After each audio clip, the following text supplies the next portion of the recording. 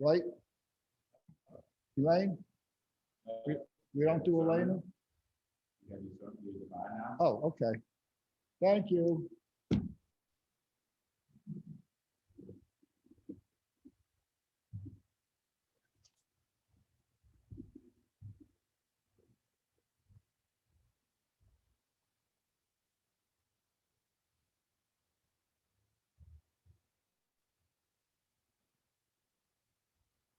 If you are like me at all, and the older I get, the faster time seems to go by. With our lives having fewer chapters remaining, it seems it would be more fair and equitable for the days and months and years to go by more slowly as we get older. Why is this phenomenon exist is a question that I've been recently asking myself as I recuperate from my surgery. And in consultation with a few others, I believe I've come up with an answer for why time seems to go by more quickly. It's January and it's December 31st. The years fly by. At the conclusion of my Devar Torah today, I'm going to ask you if you have an explanation for it, if it does apply to you, and I'll share with you my answer. The past year, however, unlike most years in my adult life, was a year that belied this phenomenon and did not go by quickly enough. Why?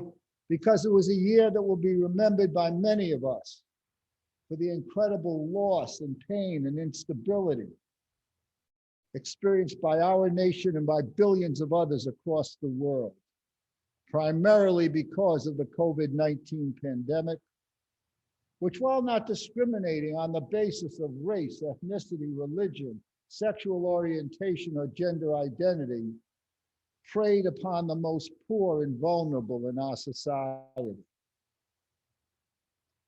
In our nation alone, by the end of this calendar year, close to 20 million will have contracted COVID-19 virus. That's more than 1 out of every 20 Americans. The death toll from the virus in just the 10 months is fast approaching 350,000, which number is significantly greater than the combined number of United States war dead in every single war since the founding of this country, except for the Civil War and World War II. In addition to the resulting tragic physical toll that the virus has taken on our lives of so many in this country, it's also caused immeasurable emotional, financial, and psychological pain and loss to tens of millions of people in our nation, ranging from the families and friends of those who sustained permanent physical harm or died from the virus, to the young people whose education and job opportunities have been adversely impacted, to those who have suffered loneliness, not being able to socialize with others. The list goes on, those who have lost their family businesses, lost their jobs. Yet as our tradition teaches us, we see it with the Jewish mourning practices. It is essential for our healing.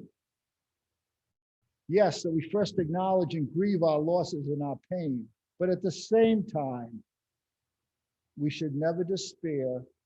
We should never lose hope. Instead, we are called upon to be a light unto the nations and to do our best to transform the pain and loss we may be experiencing into an opportunity to better serve God and our fellow human beings. To help us do this, let us look back just for a minute over the past year and take note of the millions of our fellow human beings in this country who brought light to others and served as profiles in courage, literally risking their lives to protect and take care of the needs of the rest of us. I know that we were all greatly moved and inspired by those on the front lines, such as those working in nursing homes and hospitals, exposing themselves to the virus but caring for and treating COVID patients. The many first responders, the medics, the ambulance drivers, those who work in police and fire departments, those serving food and providing shelter to the hungry and the homeless, including those driving buses, serving as cashiers and stocking shelves at grocery stores and drugstores, so that tens of millions of Americans would be able to buy food and other necessities and get to work. I wrote my sermon on Christmas Day. With the pandemic continuing to rage pretty much out of control, hundreds of thousands of our non-Jewish brothers and sisters on their holiest day of the year, perhaps, are working in their capacities as physicians and nurses, technicians, social workers, chaplains, even the custodians in hospitals, as medics and ambulance drivers, as fire and police personnel. The list goes on. Instead of putting their needs first, are serving God and the community. Just writing this sermon today has been a gift for me because it's enabled me to balance, to begin to transform my own feelings of loss and pain and personal inconvenience with feelings of deep gratitude and appreciation to all those who have served as beacons of light during this dark time in our nation's history. Again, putting service to God and to community first. We also owe a debt of gratitude to the many scientists, to those who volunteered to participate in the clinical trials, to all those who've been working tirelessly the past 10 months to develop a vaccine to protect us from the deadly virus. And as a result of their dedication and commitment, we now have, in record-breaking time, 2 different safe and effective vaccines being administered first to the most vulnerable and deserving in our society, with 1 or more vaccines hopefully to be approved in the coming months. For this reason, we have every reason to utter a sigh of relief and to be hopeful that the coming year, 2021, will be far better than the last year, enabling us to return to some semblance of normalcy for most all Americans. And yet, if all we do is utter a sigh of relief, say a prayer expressing gratitude, and return to the way that life was before, we will be missing a wonderful opportunity to grow and to benefit from the pandemic. For the pandemic brought to the surface in undeniable ways many of the pre-existing flaws and shortcomings in our society, such as systemic racism, income inequality, prejudice toward those who may be different from ourselves. The rabbis of the Talmud, the early sages, recognize that gratitude, like love, is a mere emotion. They were concerned far more with how we give life to and actualize these feelings. How do we transform gratitude and love for others into concrete action on our part? The question is therefore how we Jews are called upon to show our gratitude to God, to all the people who have placed service to God and to community above their own needs. I want to offer just 2 time-tested ways according to our tradition. The first is to give tzedakah. The second is to volunteer our time, whether it be to a homeless shelter, a food pantry, to another nonprofit organization serving the poor and needy, perhaps to the state of Israel, to a Jewish organization, or perhaps even to an organization that brings beauty and joy to the world, which are greatly needed at this time, whether it's music. One organization, however, plays a unique role in the Jewish community. It's one that serves God, it serves community, it serves even the greater non-Jewish community. It's always in need of tzedakah, and it's in need of your time and your talents. And that is none other than Congregation Beth Israel. I want to offer a quote from Rabbi Abraham Isaac Cook, whom I often like to quote. He was the first chief rabbi of Palestine, a real beautiful person, a humanist. And what he said that distinguishes the synagogue from any other organization. He says the synagogue reflects, and I quote, the holiness and the life of the community. While fostering a safe and supportive community is an important function carried out by a synagogue, one who sees the synagogue solely as a place for people to meet fails to grasp the intrinsic sanctity of the Jewish people. For we are more than just a collection of individuals who pool together our resources for social and utilitarian purposes, for mutual support and protection. The true value of the Jewish people is in the communal divine soul that resides within us, a force of collective holiness that transcends the holiness of any one particular member. He goes on to say the quality of the Jewish community is especially revealed in the synagogue. It is a place that alone focuses on and combines communal prayer, Torah study, and the doing of acts of loving kindness. It is our communal holiness that transformed the synagogue into a house of God and a mikdash me'at, a miniature temple.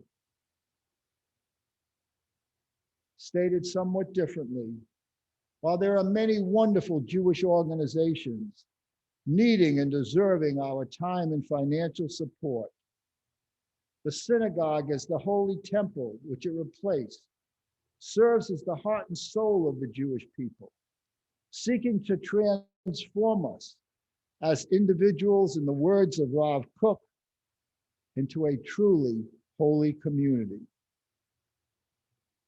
I have noted many times how special this minyan is to me.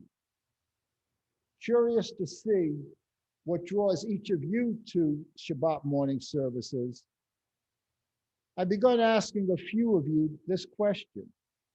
What is it that draws you to Shabbat morning services?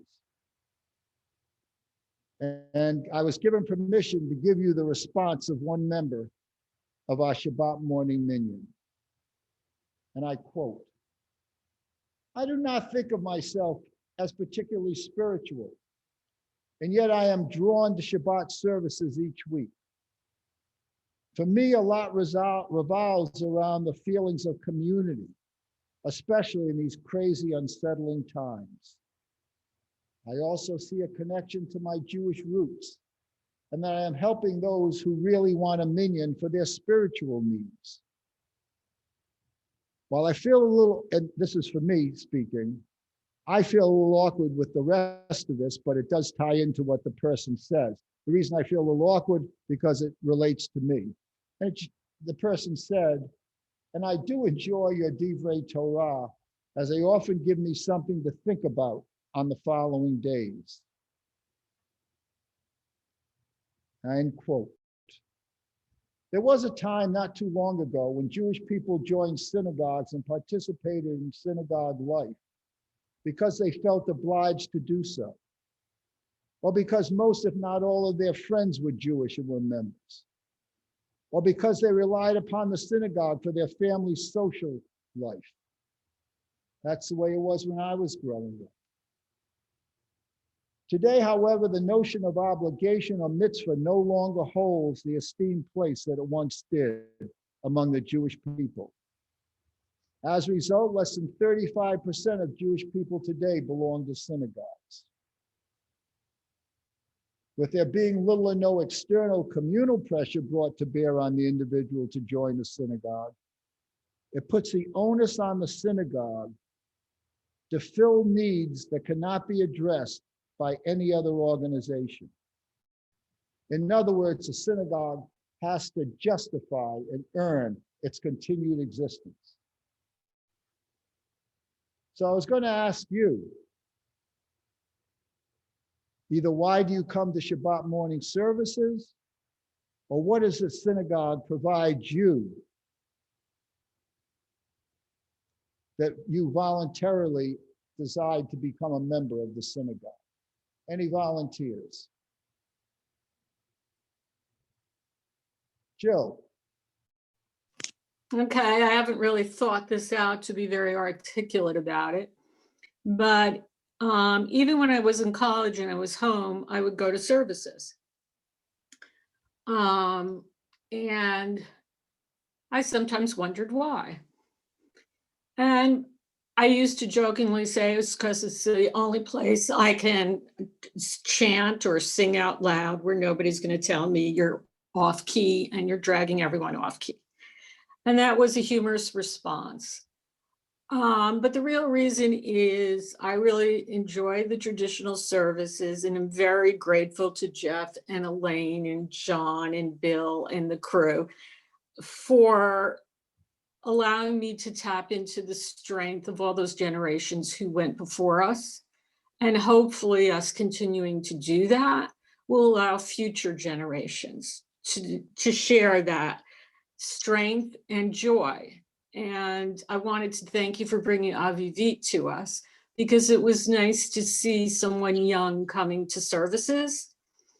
And so I always meant to thank you for that. But I think was my first reason why I continue to come.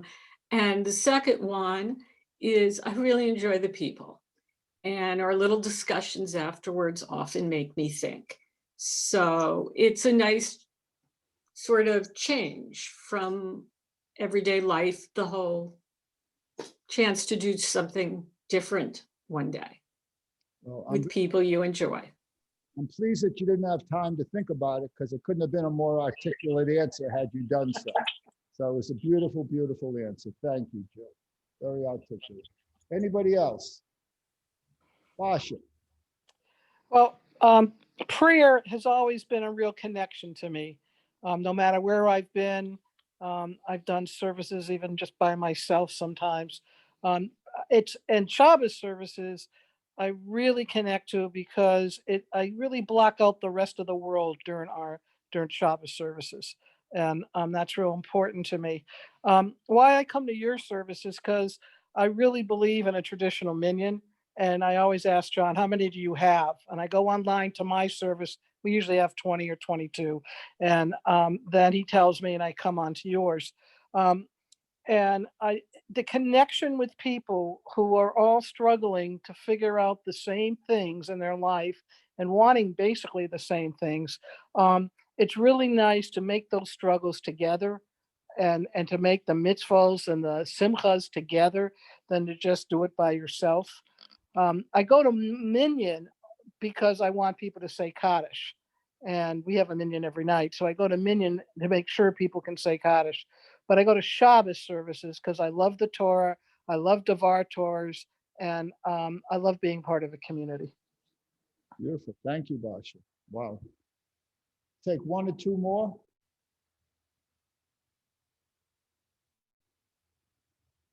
How about you, Gary? You're muted, Gary. You're muted. There you go. I like to come to services. I've been doing that pretty much all my life, and so I'm doing it virtually now, that type of thing. But someone gave me the Chumash, so I can follow the Parsha along with you, even though I don't have a book. I have the Chumash. I have Stone's book, so I follow the Parsha and the service literally in the book, that type of thing, by paragraph. And it's a ritual type of thing that I've learned to do, that type of thing. And the paragraphs are given in Hebrew numbers, not in arithmetic numbers. It's in Hebrew numbers. So you have to be knowledgeable on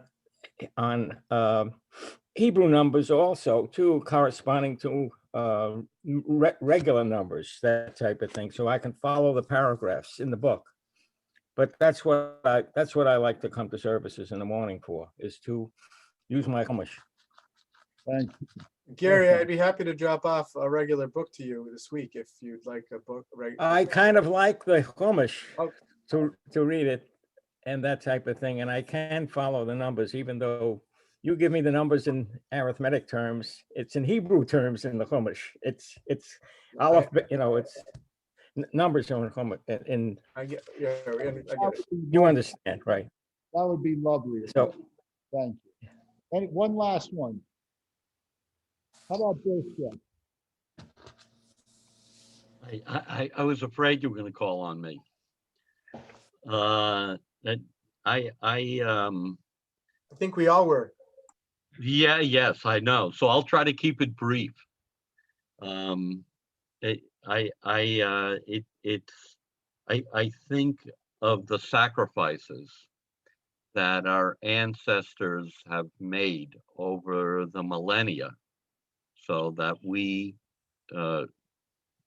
could have the benefit of our special culture.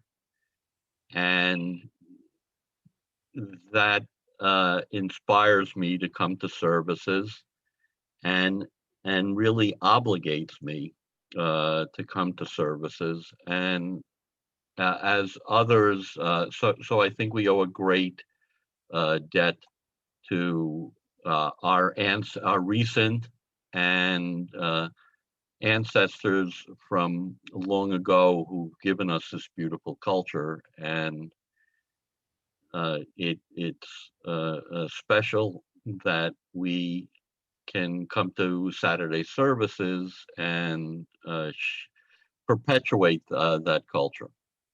And also, as others have mentioned, I really like the people that are here, and the time that we spend at the end of services talking to one another is something special as well. Because I think there are two levels. One level is, well, it's more than two. There's a spiritual level that you enjoy the services. There's an intellectual level, but you could do that at any synagogue. The question is, why this synagogue? And I think it's a much more heartfelt kind of, it's a safe place. It's warm. And people like each other. It's what makes Shabbat Minion such an incredible place. So just to think about, and the reason I say to think about what this synagogue offers you is because the synagogue also needs you. And as Jill said, if it weren't for the people who are so active in this minyan, we couldn't have it. So just like these people in the front lines, that we also cannot just depend on them and say thank you, but we also have to do for our country and the little bit we can. Wear a mask, socially distance, give tzedakah to charity, whatever it might be. But the synagogue, and that's what I want to just end with, is the synagogue needs each of you, all of us, with your time, your talents, and your tzedakah. As well, I know that the board will be calling on different people during the coming year. So going back to my first question, we'll bring the Devar Torah to a conclusion. Does anybody else share this feeling that I have, that the older I get, the faster time goes by? Jerry.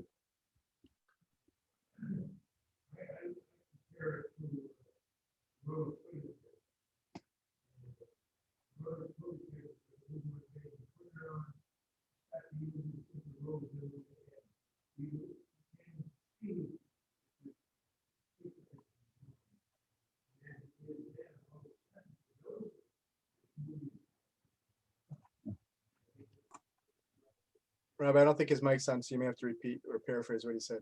What Jerry said is that he agrees with me and compares it to a roll of toilet paper. Interesting metaphor. And Jerry, did you turn it on, Jeff? It wasn't on. Jerry, repeat what you said then. Microphone is on? What, do you want me to repeat it? Yes. I said I compare a roll of toilet paper to a newborn baby. And as you start to use it, as the newborn baby is aging, it's barely perceptible that time is going by. It's going very slowly. Then as the roll of paper unwinds, you're using the same number of sheets, but now you notice that there's an effect on the length of time you have left. And as you get older and as the toilet paper winds down, you realize that there's an end point and it may be coming sooner perhaps than you think. I think that toilet paper metaphor is really apt. It's okay if I use it, Jerry. Not at all, it just came to me, but Does anybody else, first of all, feel that same phenomenon as you grow older? Good. Robin. Yeah, I think everybody does. But I think the older I get, the more I'm just focused on the landmarks, the special days and so I'm much more conscious of them just coming and going, and they just makes the in-between go fast. Oh, that's another good answer. Anybody else? So I'll give you my own thought. Since I've had to slow down a bit after my surgery, instead of doing more intense exercise, which I can't do for a couple of months, I've been taking walks. And I've noticed things that I've never seen before in my neighborhood. And I'll go down a street that I haven't never really been down before. And there's a wonderful book by a medical doctor, Spencer Johnson. He writes these short books. He wrote Who Moved the Cheese? He wrote The 1 Minute Manager. He also has a book he wrote in 1984. It's called The Precious Present. It's about a young boy and he meets a wise elderly person. And it was given to me as a gift once. And I said, this is a children's book. He said, read it. The precious present is the present moment. As a child, every day when it snowed out, that fascinated me. And we built snowmen and we built snow forts. And every day seemed like it was a week because we packed so much into it. But the biggest thing was we were focused on the present moment. Everything that happened in school, that's where my mind was. I was learning all these new things. As we age, and he talks about this in his book, our minds are everywhere but the present moment. We're thinking about what we did wrong. We're thinking about people in our family who are sick. We're thinking about what I have to do tomorrow, what the future may hold. And he says that that's why time goes by so fast, because we don't appreciate life nearly as much as if we could stay in the present moment. And I'll close on this note because it's something I've been trying to do as I've been taking these walks. But just see what's around me, see all the miracles every single day. It was a yoga teacher of all people. And we were talking about the present moment. Buddhism really places its main emphasis on living in the present moment. But my yoga teacher said to me,